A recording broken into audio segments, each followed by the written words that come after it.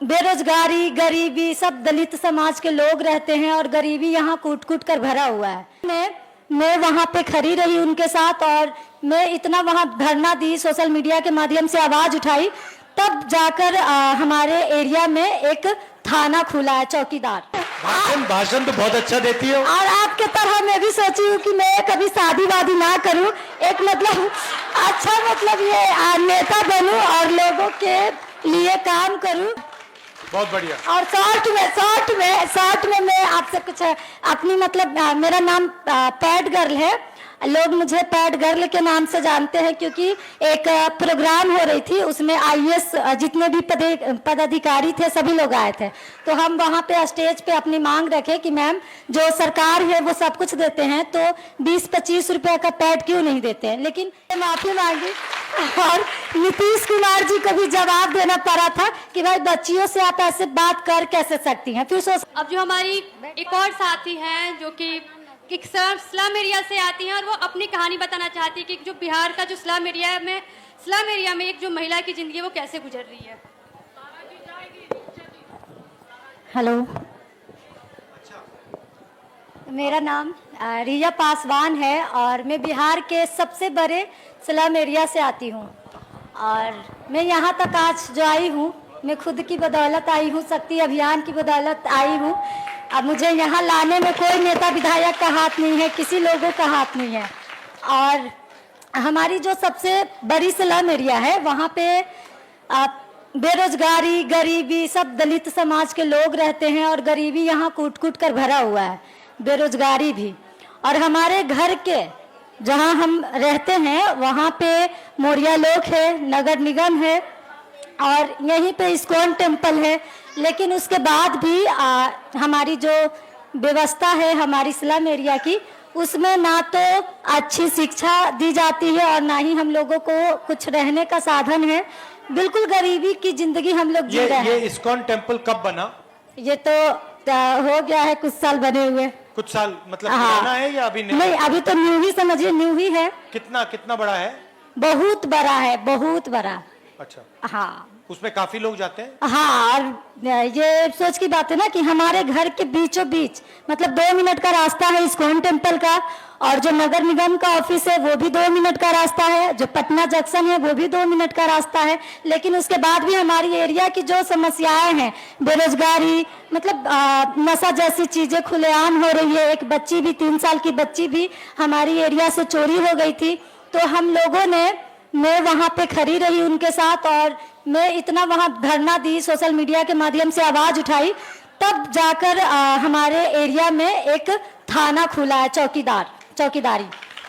और ISKCON temple के आने के बाद वहाँ पे कोई बदलाव हुआ, फायदा हुआ, कुछ हुआ? कैसे फायदा होगा यहाँ पे आने के बाद? हम लोगों को वो जमीन कितनी है उसकी? वो तो इतना बड़ा है कि मैं अंदाजा भी नहीं लगा सकती हूँ, बहुत बड़ा है। किसकी जमीन थी पहले? वो तो मुझे नहीं पता है किसकी जमीनें थी। सरकारी जमीन थी? हाँ। तो आपसे रिक्वेस्ट है कि और इससे फायदा होगा ये 2500 रुपए महीने का जो दे रहे हैं, या इसके बारे में क्या सोचती हैं आप? देखिए, ये जो 2500 वाला है उससे तो फायदा होगी ही, क्योंकि जो अभी जो लोग झाड़ू पोछा की भी काम कर रही हैं ना, वो भी 2500 का महीना कमा भी नहीं पा रही हैं, काम करने के बाद भी नहीं। तो ये जब महिलाओं को मिलेंगी तो उम्मीद है कि मतलब अच्छा शिक्षा, अपनी मतलब खाना पीना सही से कर पाएंगी, घर का चूल्हा चौकी जला पाएंगी। और आप क्या करना चाहती हो? हम तो आपके तरह नेता, मतलब बहुत अच्छे नेता बनना चाहते हैं और बिल्कुल साथ आपके, और भाषण तो बहुत अच्छा देती हो। और आपके तरह मैं भी सोची हूँ कि मैं कभी शादी वादी ना करूँ, एक मतलब अच्छा मतलब ये नेता बनूं और लोगों के लिए काम करूं। क्योंकि लोगों के लिए काम में शक्ति अभियान में जब आई तब मुझे पता चला कि राजनीति होती क्या है।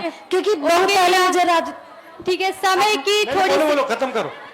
मुझे बहुत पहले राजनीति के बारे में नहीं पता था और आपके पास समय नहीं है इसीलिए ना। नहीं, समय है मेरे पास, बोलो। अच्छा ठीक है, मैं राजनीतिक में ही आगे बढ़ना चाहती हूँ, क्योंकि राजनीतिक से ही सारी कुछ का शुरुआत होता है, शिक्षा से लेकर स्वास्थ्य तक। और लोग राजनीतिक में आना नहीं चाहती हैं, खास कर महिलाएं, लेकिन मैं आना चाहती हूँ। और मेरी ना बहुत बड़ा टीम है हमारी स्लम एरिया में और ये हम शक्ति अभियान के दौरान ही बनाए हैं। लोगों का कुछ भी समस्या होता है तो मैं वहां जाती हूँ। अभी ऐसा हो गया कि लोगों को कुछ भी होता है तो मेरे पास ही आती हैं। और बहुत बढ़िया। और शॉर्ट में मैं आपसे कुछ अपनी मतलब मेरा नाम पैड गर्ल है। लोग मुझे पैड गर्ल के नाम से जानते हैं क्योंकि एक प्रोग्राम हो रही थी, उसमें आईएएस जितने भी पदाधिकारी थे सभी लोग आए थे। तो हम वहाँ पे स्टेज पे अपनी मांग रखे कि मैम जो सरकार है वो सब कुछ देते हैं तो 20-25 रुपए का पैड क्यों नहीं देते हैं। लेकिन इस बात के लिए मुझे सबके सामने अपमानित किया गया। क्यों, क्या कहा उसने? जो मैडम थी वो मुझे बोली कि आज तुम पैड मांग रही हो, कल तुम अच्छे जूते मांगोगी, उसके बाद गर्भ निरोध मांगोगी। और ये जो है फिर ये वीडियो इतना वायरल हुआ कि वो मैडम को हमसे माफी मांगना पड़ गया। फिर वो मुझसे माफी मांगी और नीतीश कुमार जी को भी जवाब देना पड़ा था कि भाई बच्चियों से आप ऐसे बात कर कैसे सकती हैं। फिर सोशल मीडिया से हमें मतलब बहुत प्यार मिला, तब जाकर मेरी जो है ना और काम करने की इच्छा जागने लगी। और अभी मेरी इंस्टाग्राम पे 50,000 से ज्यादा फॉलोअर्स है। लोग मुझे मेरी बातों में सुनना पसंद करते हैं। अगर कहीं भी कोई समस्या होती है तो मैं अपनी बातों को सोशल मीडिया के माध्यम से रखती हूँ। ठीक है, और अच्छा लगा। और मुझे भी बहुत अच्छा लगा आपसे मिलकर, क्योंकि मैं दिल्ली में भी आपसे मिली थी। मेरी मतलब था कि हम आपसे बात करें, लेकिन उस समय मैं आपसे बात नहीं कर पाई थी। तो अब तो कर ओके, ली। बहुत हाँ, बहुत हाँ। धन्यवाद रिया।